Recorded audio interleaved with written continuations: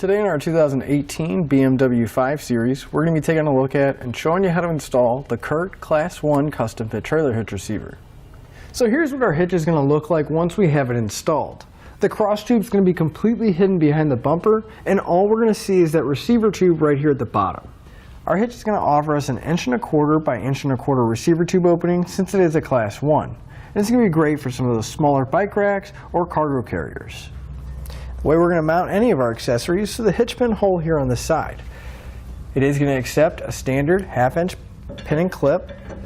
Now these are not going to be included with the hitch, but you can pick them up here at etrailer.com. Now if you do plan on doing some light duty towing, keep in mind that there is a drawbar that's specifically made for our hitch here. And you can also pick that up here at etrailer.com.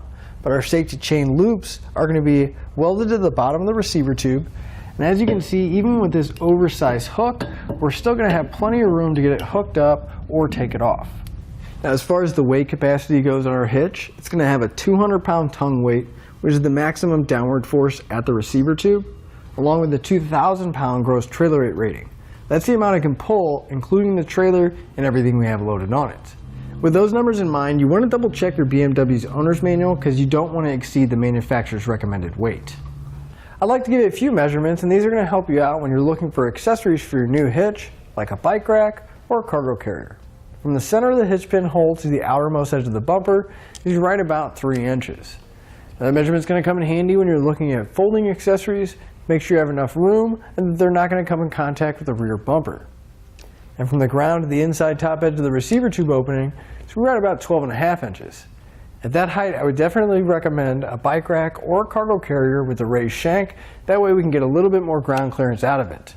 But now that we've seen what our hitch looks like and gone over some of the features, let's show you how to get it installed. To begin our installation, we're going to come to the back of our BMW, and in the center here, we're going to have this plastic panel. There should be several screws holding it in place. So if we grab an 8mm socket, we're going to want to pull all of these out.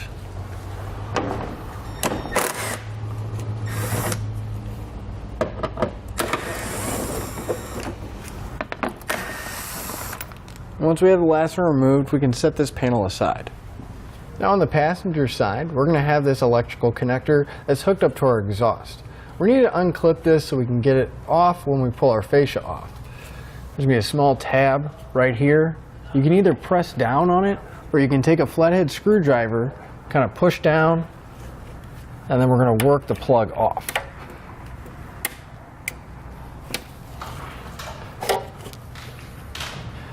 Once we have it unplugged, we'll move up, and right here on the heat shield it's going to be attached, so we want to pull that plastic clip out as well. Now if we move forward just the exhaust and those clips, we'll have our heat shield and this plastic panel and a few bolts that are holding everything together to our wheel well liner. So again, we'll grab an 8mm socket and we're going to pull all 3 of those bolts out.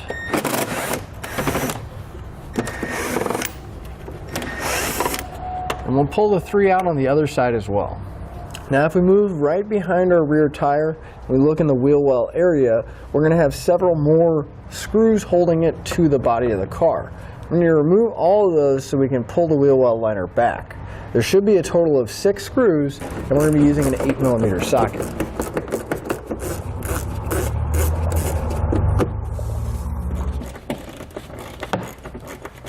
Once all the bolts are removed inside the wheel well liner here, we're going to grab the liner and we'll pull it back just enough so we can look inside, and we want to get access to the area that's going to be right where our fascia meets the fender. It'd be kind of hard to see, but if we look inside, there should be another bolt that's going upward that we're going to need to remove, and that's going to have an 8mm head on it as well. So grab an 8mm socket and we can pull it out. And once you have the bolt removed, we'll go in and repeat that entire process on the other side. We're going to want to open up our trunk, and if we come to each side of our taillight, we're going to have this plastic panel that's covering up the edge here.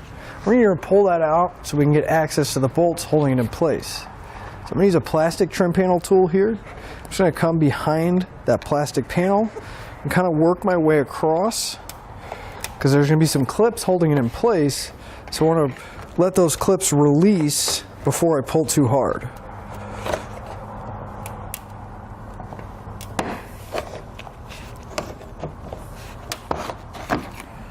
And once a few of the clips release, we should be able to kind of lift up and pull it out, and we'll pull the other side out too. We'll grab a 10mm socket and pull the 2 nuts off that are holding the tail light in place.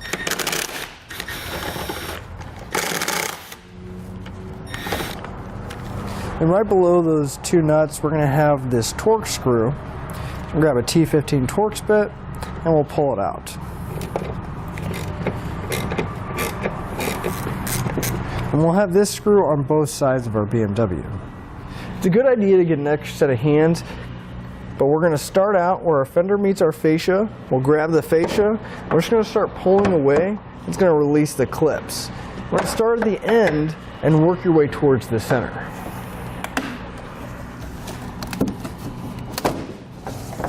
And once you have your fascia pulled away, we are going to have some electrical connectors behind it that we're going to have to disconnect. We'll have this plug right here. It's going to be right below the tail light. You just want to squeeze it on the tab. There'll be one on top and one on bottom. We'll squeeze that tab and we'll disconnect the connector. Now, some models may have this plastic piece that's attached to the bottom. If it is, we're going to have to remove these push pins so we can pull the fascia fully off the car. And we also have this other cable that's attached to this connector. You're going to unplug the connector, just push it on the tab, and pull the connector out, and then we'll pull the push pins holding it onto that plastic panel.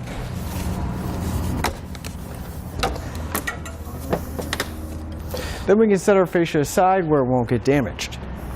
Now behind the fascia we'll have our bumper structure here, and on each side we're going to have 2 nuts that are holding it in place. So we're going to grab an 18mm socket and we'll pull those out. And we'll pull our bumper beam off, and we're going to set it aside for right now. We can grab our hitch now, and on each side plate here we're going to have 2 oval holes. Those are going to slide right over the studs that our bumper beam was on. So just going to loosely get it in place right now, make sure it sits nice and flat against our car. Then we're going to grab our bumper beam and sandwich everything together. We'll slide our bumper beam over. You want to make sure you get a good hand on it so nothing falls off. But then we're going to reuse the hardware that we took off. Just want to make sure you get at least 1 nut started on each side, that we don't have to worry about the hitch or the bumper beam itself coming off. And with all the hardware in place, we can come back and snug it up.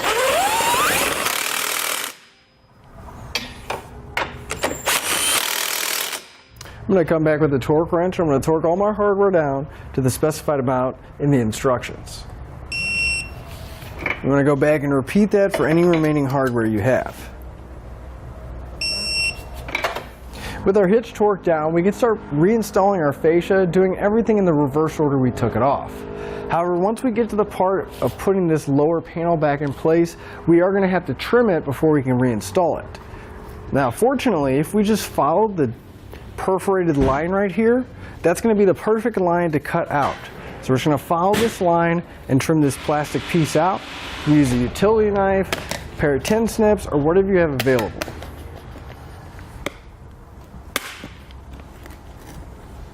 So we're going to go ahead and plug all of our sensors back in before our fascia gets too close, so we still have room.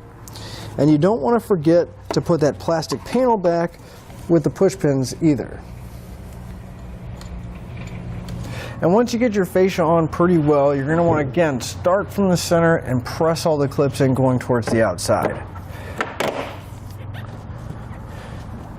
And then we can start putting all the fasteners back in place.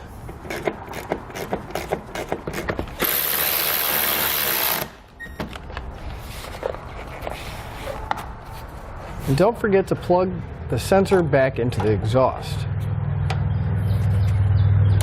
And if you'll see, once we go to put this lower panel back in place, since we cut those perforated lines, we are going to lose a few of the mounting locations, but it'll fit right around our hitch where it's not going to interfere. And finally, we can put all the screws and hardware back in our wheel well.